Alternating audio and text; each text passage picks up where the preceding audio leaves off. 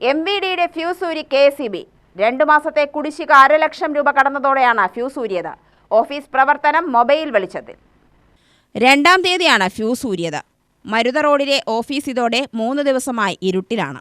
പാലക്കാട് ജില്ലയിലെ AI ക്യാമറകളുടെ നിരീക്ഷണവും സാങ്കേതിക സംവിധാനങ്ങളും ഒരുക്കുന്ന മോട്ടോർ വാഹന വകുപ്പിന് ഇത് തിരിച്ചടിയായി. ജില്ലയിലെ 6 താലൂക്കുകളിലായി സ്ഥാപിച്ച 47 ക്യാമറകളുടെ നിരീക്ഷണ സംവിധാനവും ഇതോടെ നിലച്ചു. 5 ഇലക്ട്രിക് വാഹനങ്ങളും കട്ടപ്പുറത്തായതോടെ ഓഫീസുകളുടെ പ്രവർത്തനവും നിശ്ചലമായി. ഗതാഗത നിയമനങ്ങൾ ലംഘിക്കുന്നതിന് പിഴ ഈടാക്കുന്ന ഓഫീസിൽ മാസവരുമാനം കോടികളാണ്. കെൽട്രോണാണ് ബില്ലടച്ചിരുന്നത്. കഴിഞ്ഞ വർഷം ജനുവരി മുതൽ മോട്ടോർ വാഹന വകുപ്പിന് കൈമാറി. നവംബർ മുതലാണ് ധനകാര്യ വകുപ്പ് കുടിശ്ശിക വരുത്തിയത്. എങ്കിലും തുക കൈമാറിയില്ലെന്ന് RTO പറയുന്നു. ഓഫീസിന്റെ വൈദ്യുതി ചാർജ് നവംബർ, ഡിസംബർ മാസങ്ങളിൽ 55,476 രൂപയാണ്. 1 മാസം കൂടുമ്പോഴാണ് ബില്ലടക്കേണ്ടത്.